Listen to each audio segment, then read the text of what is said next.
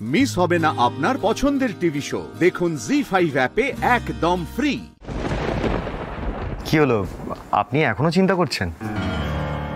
তাহলে আসলে সৃজন, আপনাকে না আমার অন্য আর একটা কথা বলার ছিল, ওই তখন বিকেলবেলা বলে উঠতে পারিনি। আরে বাস, এটা কি শুনছি আমি? বর্ণা আমায় প্রপোজ করবে নাকি?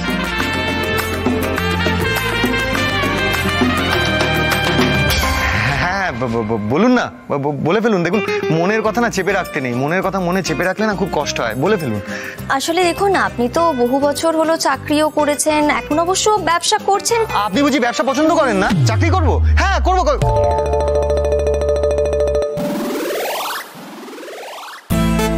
না না না না, এটা তো হওয়ার কথা নয়। অন্যায় তো আমাকে ব্যবসার জন্য। কি বিড়বিড় করছেন বলুন তো? আমার কথাটা তো পুরোটা শুনুন আগে। হ্যাঁ বলুন। আমি বলতে চাইছি যে আপনি তো বহুদিন হলো চাকরিও করেছেন, তারপরে এখন ব্যবসা করছেন, নিশ্চয়ই অনেক লোকের সঙ্গে আপনার লেনদেন হয়, দেখা সাক্ষাৎ হয়, আপনার অনেক এক্সপিরিয়েন্স। তাই আমি আমার ওই কাজের জায়গার ব্যাপারে একটা কথা আপনাকে বলতে চাই, সেই বিষয়ে একটু অ্যাডভাইস চাই আপনার থেকে। সৃজন, তোকেও বলি হারি, আলোকপর্ণা দত্ত কিনা নিজে থেকে তোকে প্রপোজ করবে। একটু বেশি আশা করে ফেলেছিলিস না সৃজন? হ্যাঁ, কি অ্যাডভাইস বলুন। আসলে আমাদের ওই নিউজ লাইভ কোম্পানির যিনি চিফ এডিটর অভিমন্যু সেন, উনি আজ প্রথম দিনই ওনার কেবিনে আমাকে ডেকেছিলেন। কি করেছেন উনি? কি বলছেন জাতাব? কি আবার করবেন? কিছুই করেননি।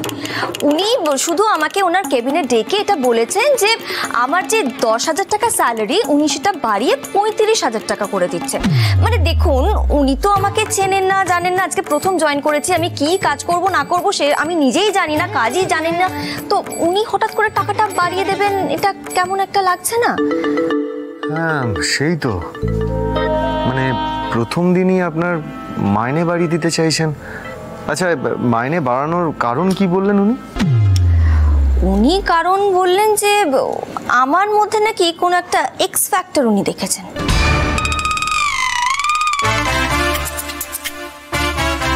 তারপর আপনি কি বললেন? মানে মাইনে বাড়ানোর কথা আপনি কি উত্তর দিলেন? দেখুন, একেই তো আমার অফিসে আজকে ফার্স্ট ডে, আমি এমনিতেই ভীষণ টেন্সড ছিলাম, তার উপরে অত বড় একজন কোম্পানির যিনি চিফ এডিটর আমাকে ওনার রুমে ডেকেছেন, আমি তো প্রচণ্ড ঘাবড়েই গিয়েছিলাম প্রথমে। তারপরে উনি যখন আমাকে মাইনে বাড়ানোর কথাটা বললেন, আমি তো স্ট্রেট না করে দিয়েছি। মানে ঠিক করেছি তো? একদম ঠিক কাজ করেছেন আপনি।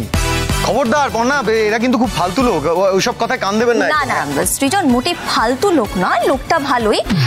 আসলে জানেন তো, ওনাকে না অফিসে সবাই খুব ভয় পায়, মানে খুব রেসপেক্টও করে। ওনার মধ্যে কিন্তু একটা ব্যাপার আছে, একটা কারিশমা আছে। কারিশমা না কারিনা না ছাই, প্রথম দিনেই পর্ণার উপরে নজর পড়ে গেছে। পর্ণা, তোমার বসের মতো লোককে না আমি হাড়ে হাড়ে চিনি। ওপরে যতটা আলো, নিচে ততটাই অন্ধকার। আমি বুঝে গেছি এই বস বাবাজি কাল তুমি কি করবে। তোমার প্ল্যান কাল আমি ভন্ডুল করবো বাছাধন। এটা সৃজন দত্তর চ্যালেঞ্জ। জি5 ডাউনলোড করুন আর সব এপিসোড দেখুন একদম ফ্রি।